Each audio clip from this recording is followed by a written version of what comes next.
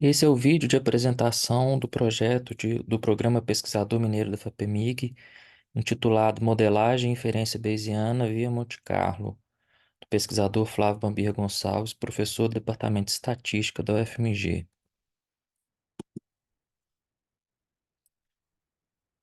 Bom, esse projeto ele abrange contexto de modelagem e estatística sob uma abordagem bayesiana utilizando o mestre de Monte Carlo para quatro diferentes classes de modelos. A modelagem estatística, basicamente, são modelos matemáticos para explicarem fenômenos naturais ou artificiais, e a parte estatística quer dizer que esses modelos modelam a aleatoriedade inerente a esses fenômenos e, consequentemente, a incerteza associada a eles. A abordagem bayesiana é uma linha de pensamento, uma forma de se fazer estatística que tem como característica marcante o uso da probabilidade para se medir o grau de incerteza.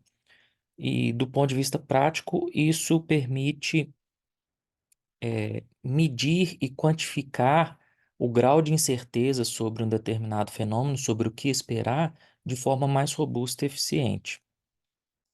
Método de Monte Carlo é uma área da computação em interface com a teoria de probabilidade, que basicamente utiliza recursos computacionais para executar, né, a aplicação desses modelos a conjuntos de dados que venham desses fenômenos que se deseja estudar. Esse projeto considera quatro classes de modelos e agora eu vou falar um pouco de cada um com foco nas suas possíveis aplicações.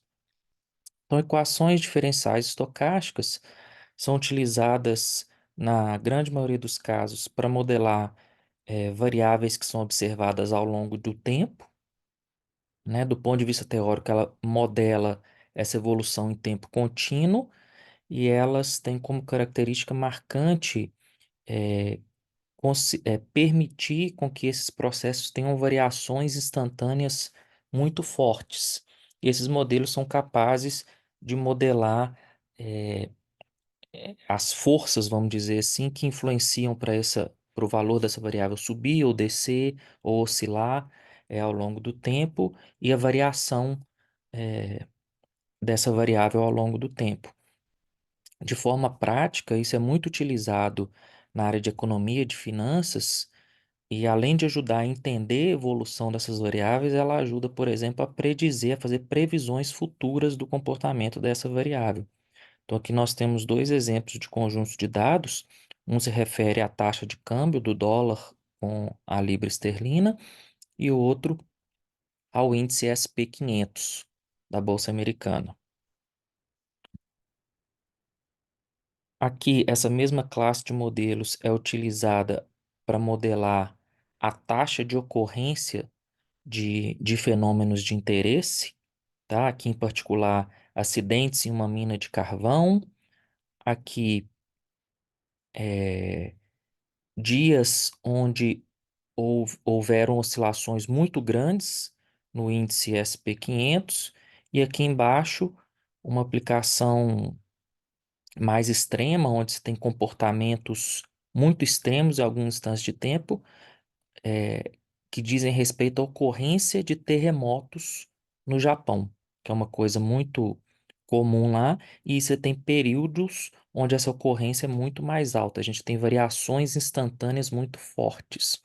Então, uma classe de modelos que usa essas equações diferenciais estocásticas permite absorver esse tipo de variação, explicá-las adequadamente do ponto de vista matemático e então fazer previsões mais precisas. Processos pontuais têm como objetivo basicamente explicar, né, a ocorrência de eventos em uma certa região, né, em particular explicando em quais regiões se espera mais ou menos ocorrência daquele fenômeno de interesse. Então, aqui, por exemplo, nós temos uma aplicação de um filtro de bronze, né? É uma aplicação na área de indústria. Aqui, a ocorrência de incêndios numa região, né? Aqui, a ocorrência de incêndios nessa região acumulado ao longo de 4 anos, todos os incêndios, e aqui, é, uma das classes de modelos que são consideradas no trabalho também modela a evolução dessa taxa de ocorrência de incêndios ao longo do tempo. Então, aqui esse dado está segregado em 4 anos. Então, ele mostra que regiões mais vermelhas é porque se tem uma taxa de ocorrência maior de incêndios. Então, ele permite modelar a evolução temporal dessa taxa e, consequentemente, fazer previsão para o que se esperar no futuro. Modelos de regressão é a classe de modelos estatísticos mais utilizada, onde a ideia básica é explicar uma variável resposta de interesse, que aqui está sendo denominada como y, como função de várias outras variáveis, que aqui eu estou chamando de x, e o modelo estatístico escreve essa variável resposta como uma função dessas variáveis explicativas mais um erro aleatório, que é a variabilidade que a gente não consegue explicar. Aqui está um exemplo de um estudo na área de saúde nos Estados Unidos, eh, sobre o peso das pessoas, e esse estudo envolve 76 variáveis.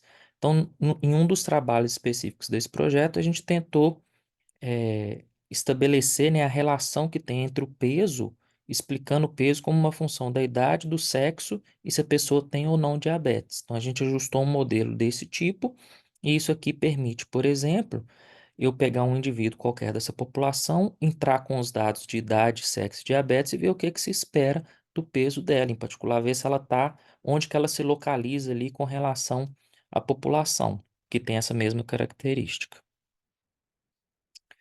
Por fim, a teoria de resposta ao item é uma teoria muito utilizada no mundo inteiro para se modelar dados de avaliação educacional. Em particular, é uma forma de medir a habilidade que alunos que fazem uma prova têm. Então, por exemplo, habilidade em português, em matemática, em ciências. E aqui a gente tem um exemplo de aplicação nos dados do Enem, onde nesse trabalho em específico a gente quebra um pressuposto forte de que a distribuição das habilidades em cada uma das provas fechadas tem uma distribuição simétrica, né? Eu tenho uma concentração num valor médio de habilidade e a forma que eu vou tendo menos gente com mais e menos habilidade, isso ocorre de forma simétrica. Esse é um pressuposto do modelo que é utilizado no Enem, e se a gente pegar, por exemplo, a prova de matemática, a gente observa que os dados sugerem que, na verdade, existe um comportamento assimétrico, com uma cauda mais comprida que a direita, ou seja, uma concentração em menores habilidades. Então, é, nesse trabalho específico, esse é o objetivo, mas essa teoria ela pode ser usada, em diversas aplicações de avaliação educacional. Quem tiver maiores interesses nesses trabalhos, e aqui eu só citei alguns envolvidos nesse projeto, né, na minha página vai encontrar todas as referências, que incluem as citadas aqui e as que não foram citadas, que também consideram os mesmos modelos que foram explicados. Obrigado.